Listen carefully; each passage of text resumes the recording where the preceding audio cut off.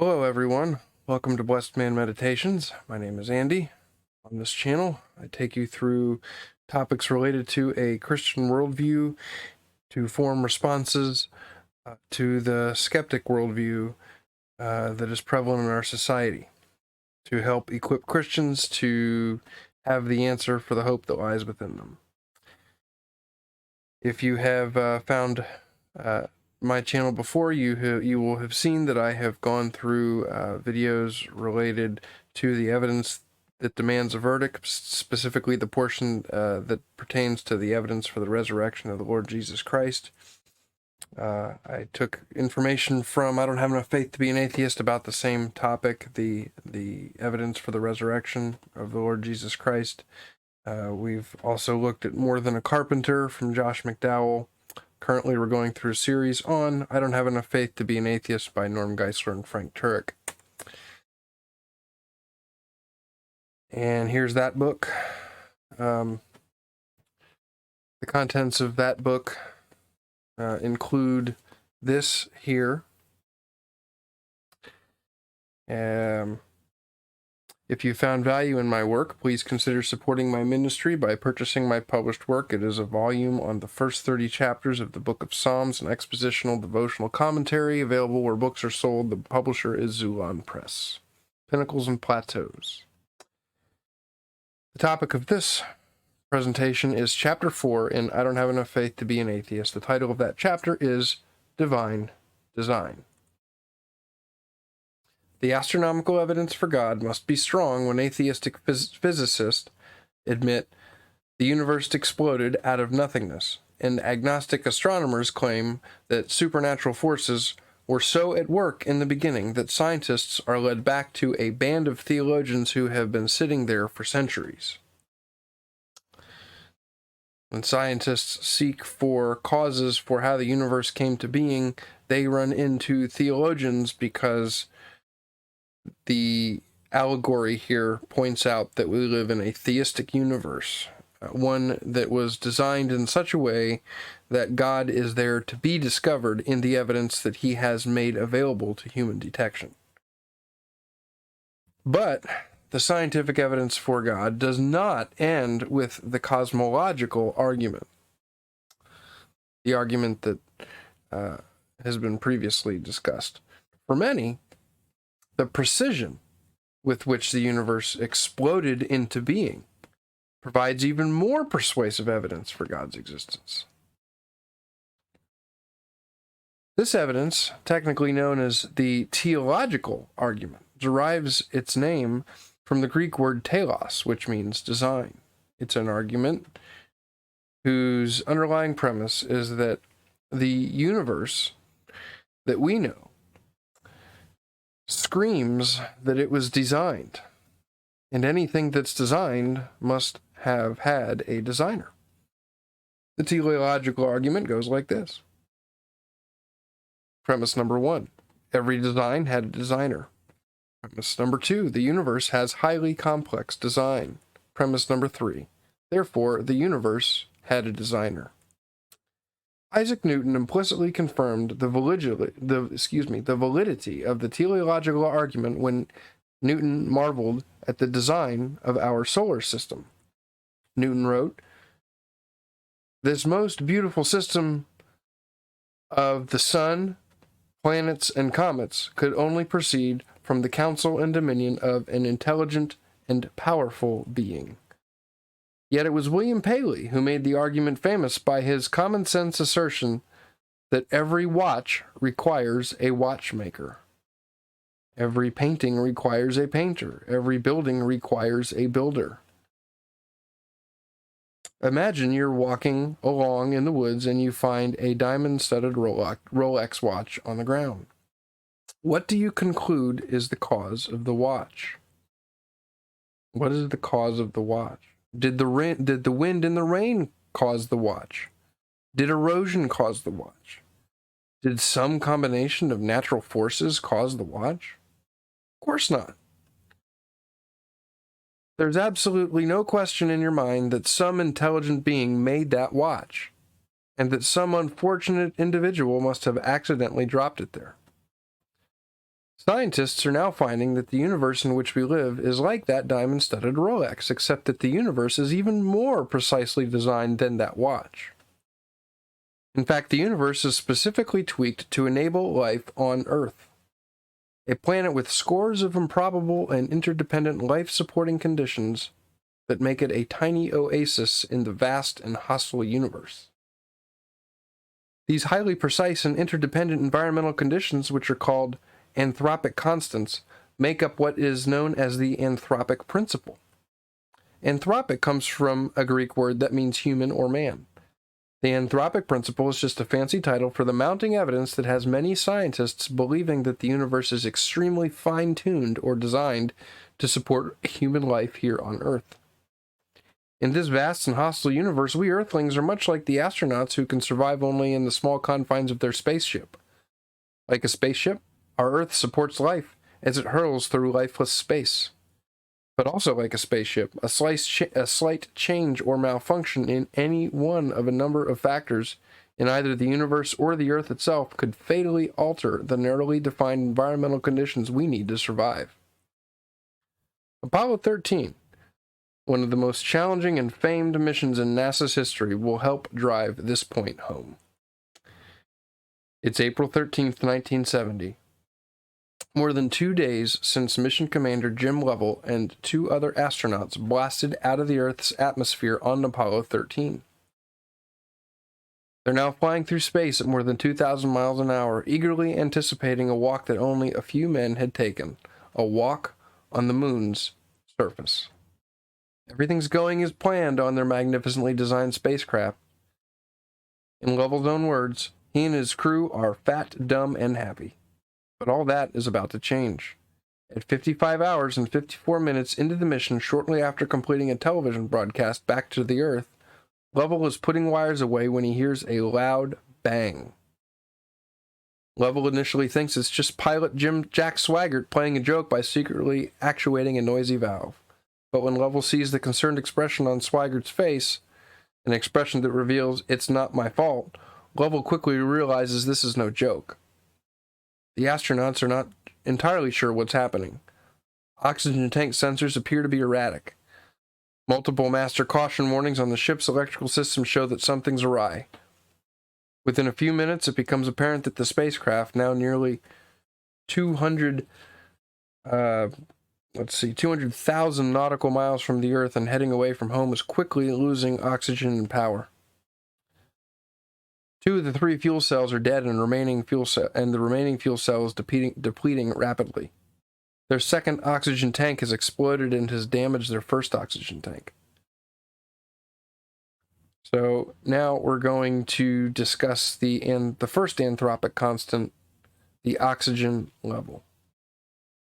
That are to make the argument that the universe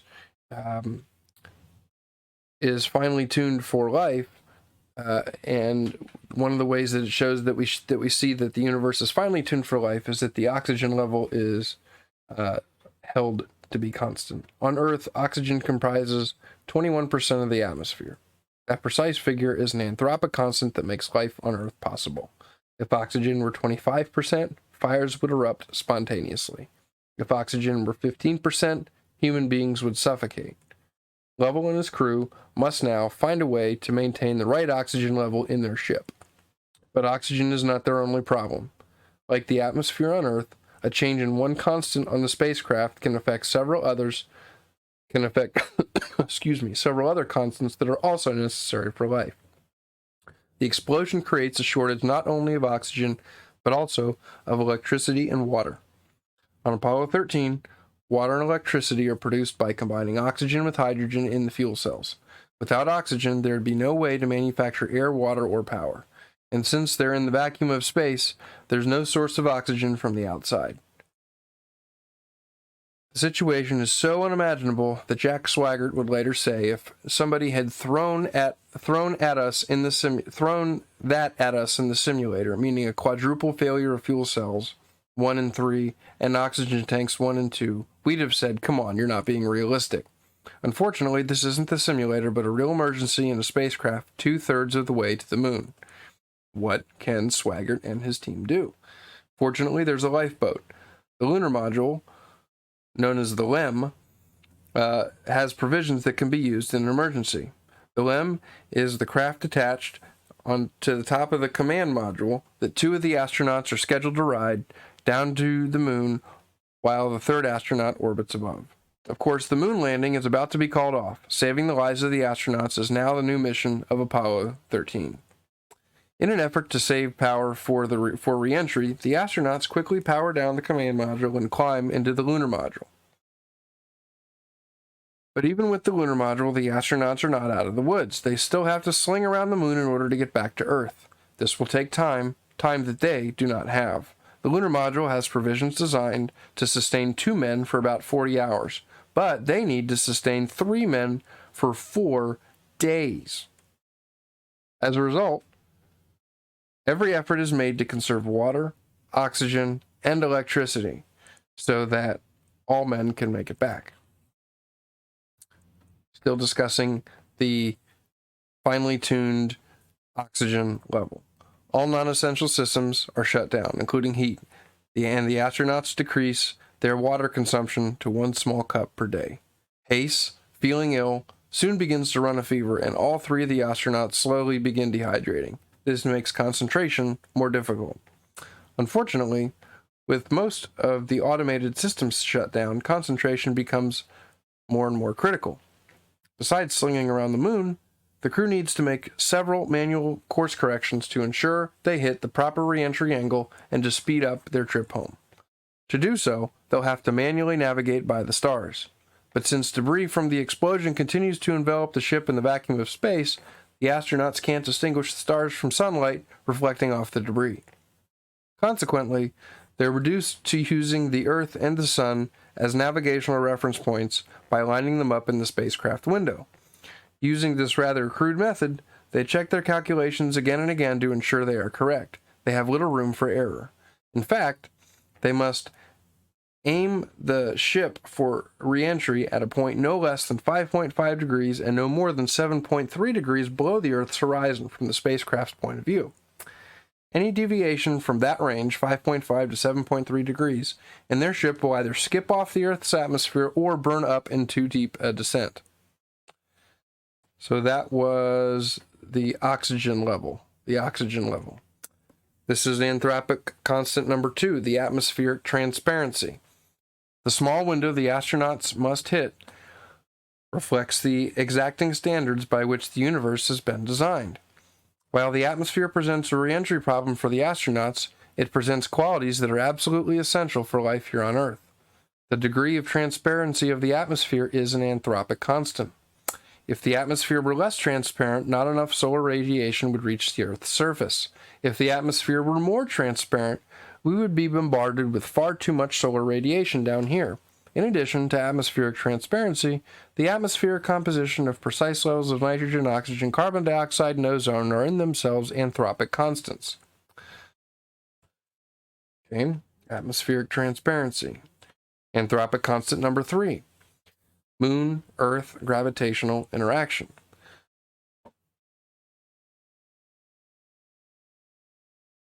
As the astronauts begin to sling around the moon, they encounter another anthropic constant. This one regards the gravitation's interaction that the Earth has with the moon. If the interaction were greater than it currently is, tidal effects on the ocean's atmosphere and rotational period would be too severe. If the interaction were less than it currently is, orbital changes would cause climactic instabilities. In either event, life on Earth would be impossible. So if the gravitation's interaction that the Earth has with the moon, if the gravitation interaction that the Earth has with the moon were not specifically set to what it is specifically set to, life on Earth would be impossible. Following their close encounter with the moon, the astronauts are finally heading toward home. However, still another problem arises. The delicate living conditions inside the spacecraft are becoming contaminated. As oxygen is being consumed, the astronauts are producing a new problem by simply exhaling. That is, carbon dioxide is beginning to reach dangerous levels inside the ship. If they can't find a way To change the carbon dioxide filters in the lunar module, the 3 astronauts will be poisoned by their own breaths. Mission Control tells the astronauts to unpack extra filters designed for the command module, the part of the ship that's been evacuated and powered down, to see if they can be used in the lunar module. But instead of getting some much-needed good news, the astronauts soon realize that the command module filters are the wrong size and shape for the lunar module.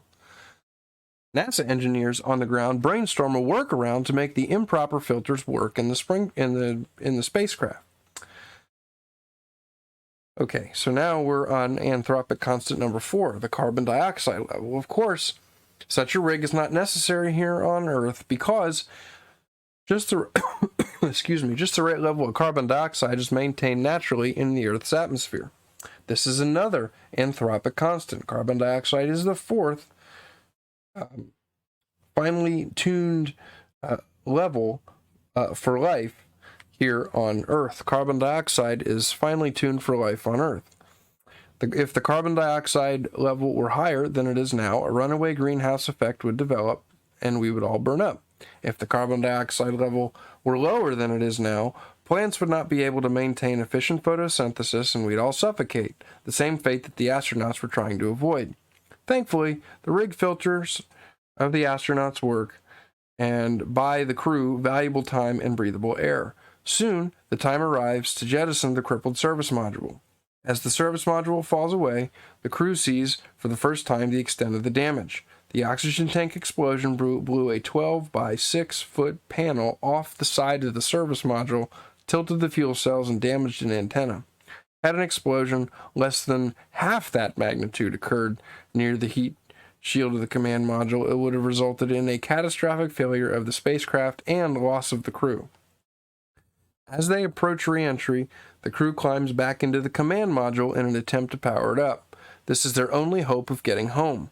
The lunar module does not have a heat shield. But with all 3 fuel cells dead and only battery power available, the normal command module power-up procedure will not work. Not every system can be brought online because there simply isn't enough juice in the batteries. As a result, they have to rely on a new power-up procedure that other NASA engineers and astronauts have just finished developing on the ground. To complicate matters, condensed water is now dripping from the command module's control panels where the temperature is a frigid 38 degrees. Will the panels short? Will the necessary systems come online? This is a dangerous environment in which to apply power, but they have no choice. Still looking at the carbon dioxide level, the 4th anthropic constant. Despite the danger, the new power-up sequence succeeds and the astronauts strap themselves in for re-entry. Back on Earth, the world fixates on the fate of the 3 men. News bulletins and press conferences give timely updates. Congress passes a resolution for the American people to pray, and the Pope urges the world to pray as the 3 brave Americans in a damaged space capsule accelerate toward the Earth's atmosphere at tremendous speed. In a short time, they'll be pulled by the Earth's gravity to a maximum velocity of nearly 25,000 miles an hour. That's almost 7 miles per second. And you think your teenager drives fast. Anthropic constant number 5, gravity. The gravity that's pulling the astronauts back home is still another anthropic constant. Its strength may be terrifying, but it couldn't be any different for life to exist here on Earth. If the gravitational force were altered by that infinitesimal percentage, our sun would not exist, and therefore neither would we. Talk about precision. As the astronauts plummet to Earth in their crippled spacecraft, no one is certain if they'll survive the violent and intensely hot re-entry. Too many questions remain unanswered. Is the heat shield fully intact? Is the ship really on the right entry angle? Will the entry batteries on the command module work? Will the parachutes deploy properly? To make matters worse, there's a typhoon warning in the recovery area. In the light of all the uncertainty, the astronauts pay their respects to the ground crew just prior to the 3-minute radio blackout that accompanies re-entry. During re-entry, a C-135 aircraft is circling in the recovery area to provide the necessary communication link back to mission control. The returning astronauts emerged from the radio blackout after a longer period of time than originally expected. The returning astronauts confirmed they are alive. The astronauts still need to successfully deploy 2 stages of parachutes, or they will be obliterated as their capsule impacts the ocean at 300 miles an hour. The parachute deployment went successfully, and the astronauts had a successful splashdown at 1:07 p.m. Eastern Time on April 17th, 1970. So, now we're going to bring it all together. The Anthropic Principle, the design is in the details. When some in mission control began to express doubts that the astronauts would return alive, Flight Director Gene Kranz countered their pessimism with, "Gentlemen, I think this is going to be our finest hour." Indeed, it was. Apollo 13 became known as a successful failure. The astronauts failed to walk on the moon, but they successfully returned to Earth despite nearly lethal conditions. Just as the crew survived against all odds through those lethal conditions, we too survive against all odds on this tiny planet called Earth. The Apollo spacecrafts, like our Earth, were designed to maintain human life in the very hostile environment of space. Since human beings can only survive in a narrow envelope of environmental conditions, these ships must be designed with incredible precision and thousands of components. If one small thing goes wrong, human life is in jeopardy. On Apollo 13, the one small thing that put the crew in jeopardy seems too minor to matter. Oxygen tank number 2 had been accidentally dropped 2 inches at some point prior to its installation. That mere 2-inch drop damaged the tank's thin wall and began a cascade of events that ultimately led to its explosion. 2 inches. Due to the interdependent nature of the components, the failure of the oxygen system led to the failure of other systems and almost to the loss of the spacecraft and crew. 2 inches. Think of it. That one little 2-inch drop led to all the problems the astronauts had to overcome in order to survive. Remarkable that 2 inches almost was the difference between life and death. It resulted in 2 inches, resulted in too little oxygen, too little water, too little power, too much carbon dioxide, and navigation error. Like a small change in the spaceship, a small change in the universe would result in big problems for us as well. As we've seen, scientists have discovered that the universe, like the spacecraft, is precisely designed to create the very narrow envelope of life-supporting conditions here on Earth. Any slight deviation in any one of the number of environmental and physical factors, what we've been calling constants, would preclude us from even existing. And like the components on Apollo 13, these constants are interdependent. A small change in one might affect others and could prevent or destroy the conditions necessary for life. The extent of the universe's fine-tuning makes the Anthropic Principle perhaps the most powerful argument for God's existence. It's not that there are just a few broadly defined constants that may have resulted by chance. No, there are more than 100 very narrowly defined constants that strongly point to an intelligent designer. We've already identified 5 of them. So, what are the odds that 100 independent constants could be specifically fine-tuned by random chance? The only skeptical response that one might bring that would be even worth the possibility of considering is the multiverse, except that there's no evidence for the multiverse. And I believe we get into that in one of these other presentations in this book. There's no evidence for the multiverse. This is the universe, and there's no way by chance 100 finely tuned constants that are essential for life to exist could have just happened by chance. There must be a God. So we've identified 5 of the defined constants. Here are 10 more. Constant number 1 of 10 more.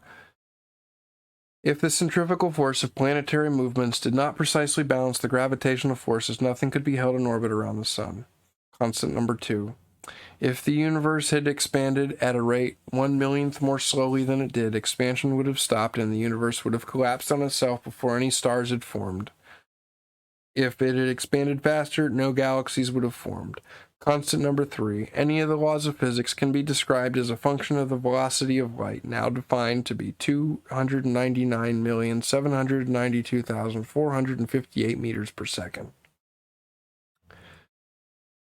Even a slight variation in the speed of light would alter the other constants and preclude the possibility of life on Earth. Constant number 4. If water vapor levels in the atmosphere were greater than they are now, a runaway greenhouse effect would cause temperatures to rise too high for human life. If water vapor's levels in the atmosphere were less than they are now, an insufficient greenhouse effect would make life on Earth too cold to support human life. Greenhouse effect would make the Earth too cold to support human life. Additional constant number 5. If Jupiter were not in its current orbit, the Earth would be bombarded with space material. Jupiter's gravitational field as a cosmic vacuum cleaner attracts asteroids and comets that might otherwise strike the Earth. Constant number 6. If the thickness of the Earth's crust were greater, if the Earth's crust were thicker than it is, too much oxygen would be transferred to the crust to support life. If the Earth's crust were thinner than it is, volcanic and tectonic activity would make life impossible. Constant number 7. If the rotation of the Earth took longer than 24 hours, temperature differences would be too great between night and day. If the rotation period were shorter, atmospheric wind velocities would be too great. Constant number 8. The 23-degree axial tilt of the Earth is just right. If the tilt were altered slightly, surface temperatures would be too extreme on Earth. Constant number 9. If the atmospheric discharge lightning rate were greater, there would be too much fire destruction. If the atmospheric discharge lightning rate were less, there would be too little nitrogen fixing in the soil. Constant number 10. If there were more seismic activity, much more life would be lost. If there were less seismic activity, nutrients on the ocean floors and in river runoff would not be cycled back to the continents through tectonic uplift. Yes, even earthquakes are necessary to sustain life as we know it. Excuse me. Astrophysicist Hugh Ross has calculated the probability that these and other constants, 122 in all, has calculated the probability that 122 constants would exist today for any planet in the universe by chance. So, what are the chances that 122 of constants, like some of those that we just read, would exist for any planet by chance without divine design? What are the chances that this planet could have these 122 constants such that life could be possible by chance without divine design? Assuming that there are 10 to the 22 planets in the universe, a very large number, one with 22 zeros, his answer is shocking. There's one chance in one chance in 10 to the 138th power. That's one chance in 1 with 138 zeros after it. There are only 10 to the 70 atoms in the entire universe. In effect, there is zero chance that any planet in the universe would have the life-supporting conditions we have unless there is an intelligent designer behind it all. Nobel laureate Arno Penzias, co-discoverer of the radiation afterglow, put it this way. Astronomy, quote, astronomy leads us to a unique event, a universe which was created out of nothing and delicately balanced to provide exactly the conditions required to support life. In the absence of an absurdly improbable accident, the observations of modern science seem to suggest an underlying, one might say, supernatural plan, end quote. Cosmologist Ed Harrison uses the word proof when he considers the implications of the Anthropic Principle on the question of God. Cosmologist Ed Harrison writes, quote, here's the cosmological proof of the existence of God. The design the design argument of Paley. Here's the cosmological proof of the existence of God, the design argument of Paley, updated and refurbished. The fine-tuning of the universe provides prima facie evidence of theistic design. So, how do atheists respond to the fine-tuning? this proof of God. How do atheists respond to the fine-tuning? Some atheists will admit there's some kind of a designer out there.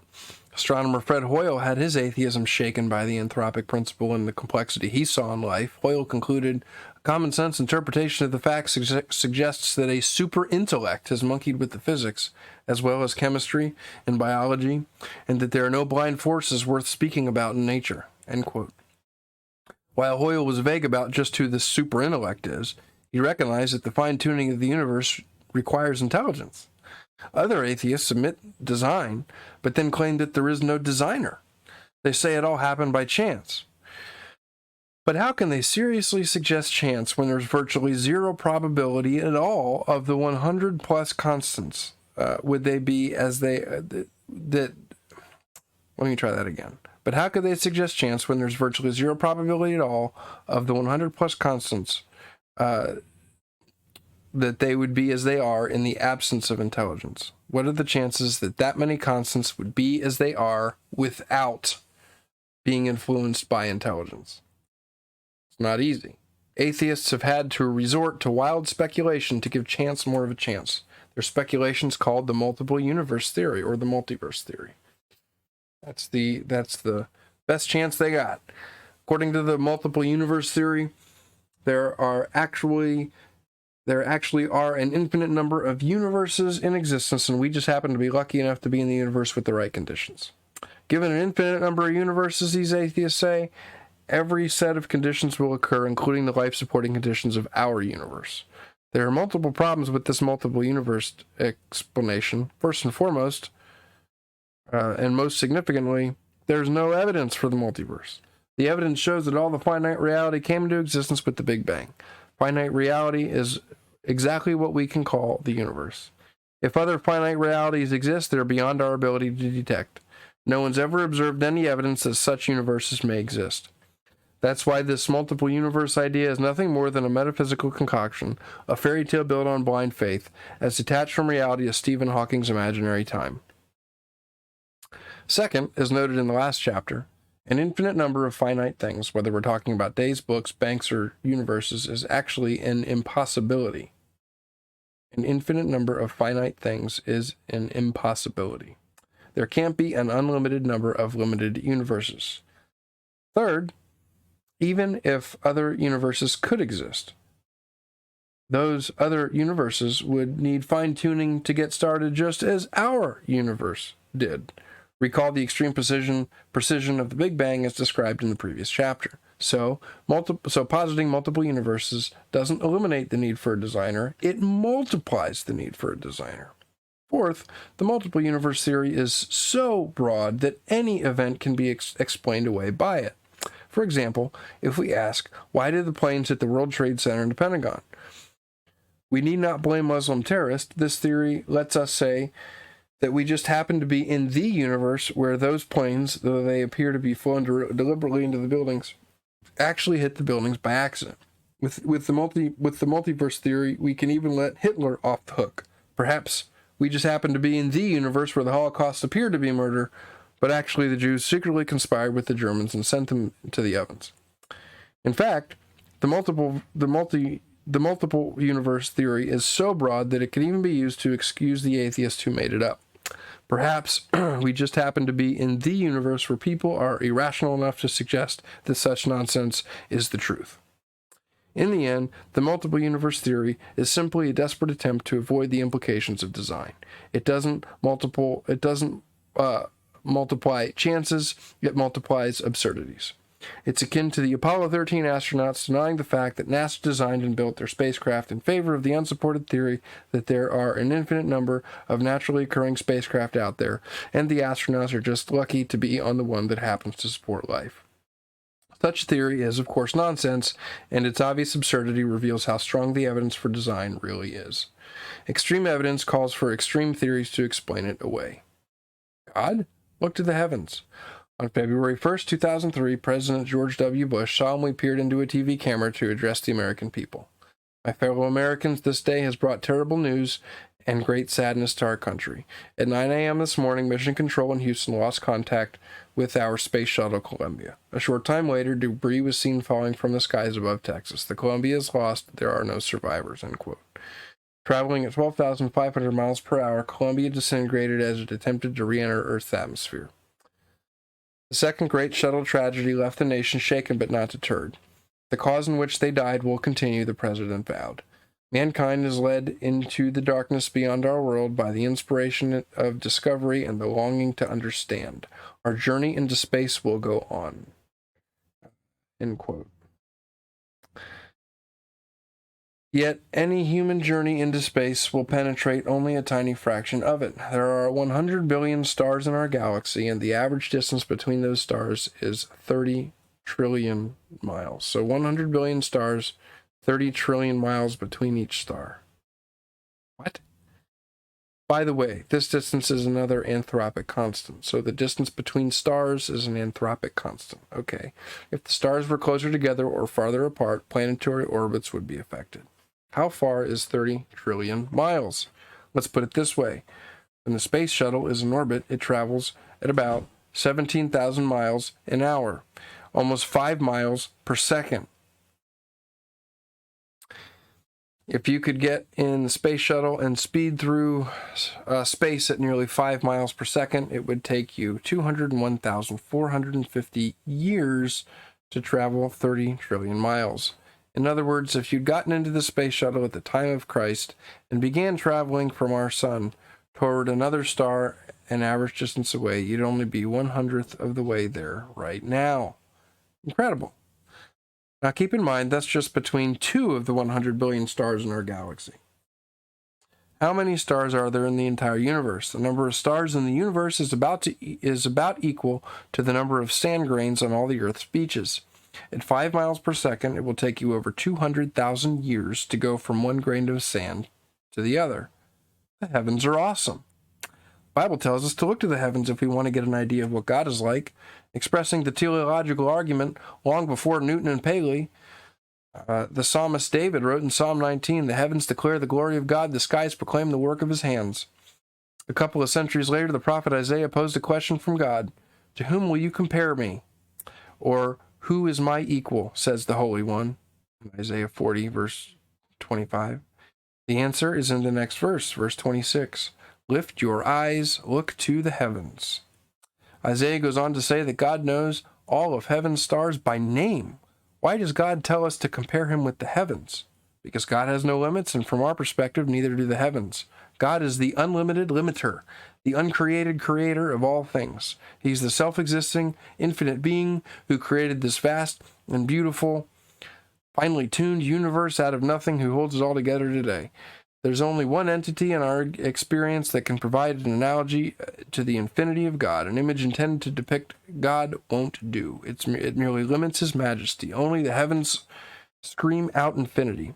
Infinity is what describes each of God's attributes, including his power, knowledge, justice, and love. This is why the Bible uses the heavens to help us grasp the infinite height of God's love. Psalm 103 verse 11 says, "For as high as the heavens are above the earth, so great is his love for those who revere him." How high are the heavens above the earth? When you consider that there are 30 trillion miles between stars, as numerous as grains of beach sand, you might as well say the heavens are infinitely high. Indeed, and that's the height of God's love. God's infinite love is perhaps what led President Bush to quote Isaiah in his tribute to Columbia's crew. "In the sky today we saw destruction and tragedy. Yet farther than we can see there is comfort and hope. In the words of the prophet Isaiah, lift your eyes and look to the heavens. Who created all these? He who brings out the starry hosts one by one and calls them each by name. Because of his great power and mighty strength, not one of them is missing." The same end quote. The same creator who names the stars and knows the names of the 7 souls we mourn today. The crew of the shuttle Columbia did not return safely to Earth, yet we can pray that all are safely home.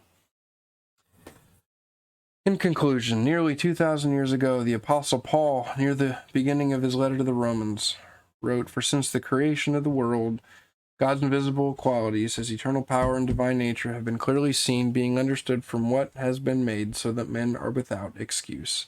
The evidence for a designer certainly is clear in creation, but we often take it for granted. C.S. Lewis, in his classic book, The Screwtape Letters, provides a great insight into this tendency we have to take for granted the amazing world around us. The senior demon, Screwtape, writes some advice to his junior demon, Wormwood, on how to keep people from becoming Christians.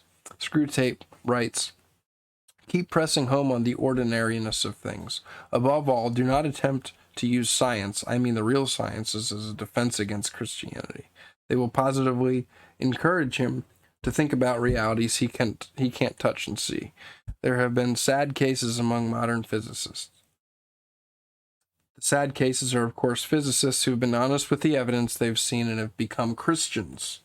Lewis has hit on a tendency many of us have. In our fast-paced lives, we rarely stop and observe the world around us, and therefore tend to consider every amazing facet of this beautiful universe as ordinary. Now science is showing us, like at no other time in history, that this is a universe of incredible design and complexity. It's giving us a new perspective on a world that we too often take for granted. Astronauts get a new perspective from their spaceship that helps them realize this universe is anything but ordinary. When the first astronauts passed over the surface of the moon and saw the Earth rise, something no human had ever seen before, they reverently read from the book of Genesis, "In the beginning God created the heavens and the earth." What else would fit that moment? A recitation of the multiple universe theory certainly wouldn't have expressed the awe the astronauts were experiencing. They witnessed design from an angle no one had ever seen before, and were overwhelmed with the realization that the amazing creation requires an amazing creator. John Glenn echoed their convictions when, at 77 years old, he looked out the Space Shuttle Discovery and remarked, "To look out at this kind of creation and not believe in God is impossible." The raw impact of their experiences reveals the intuitive nature of the teleological argument. You don't need anyone to tell you that something beautifully designed requires a designer. It's practically self-evident. Nevertheless, let's state the argument formally again, with emphasis on what we've discovered in this chapter. Premise number 1. Every design had a designer. Premise number 2. As verified by the Anthropic Principle, we know beyond a reasonable doubt that the universe is designed. Premise number 3. Therefore, the universe had a designer. There's no plausible explanation for the Anthropic Principle other than a cosmic designer. Atheists must take extreme measures to deny the obvious. When they dream up the hypothetical theories that are not supported by any evidence and in fact are actually impossible, they have left the realm of reason and entered into the realm of blind faith. Physicist Paul Davies writes, quote, "One may find it easier to believe in an infinite array of universes than in an infinite deity, but such a belief must rest on faith rather than observation," end quote. Believing without observation is exactly what atheists accuse religious people of doing, but ironically, it's the atheists who are pushing religion on blind faith. Christians have good reasons based on observations such as the Big Bang and Anthropic Principle for believing what they believe. Atheists don't. That's why we don't have enough faith to be atheists. This blind faith of the atheist reveals that the rejection of the designer is not a head problem. It's not as if we lack evidence or intellectual justification for a designer. On the contrary, the evidence is impressive. What we have here is a will problem. Some people, despite the evidence, simply don't want to admit there's a designer. In fact, one critic of the Anthropic Principle admitted to the New York Times that his real objection was totally emotional because it smells of religion and intelligent design. So much for scientific objectivity. Well, that concludes Chapter 4. Next time, we'll hit Chapter 5, which is titled The First Life, Natural Law, or Divine Awe. In Norm Geisler and Frank Turek's I Don't Have Enough Faith to Be an Atheist. So thank you for watching. Please like, comment, and subscribe. Please consider supporting my ministry by purchasing my published work. Please pray for this ministry that people will find it and will subscribe, and the information will be a blessing to an encouragement to believers and a cause for skeptics to question things. So thank you for watching, and I hope you have a blessed rest of your day.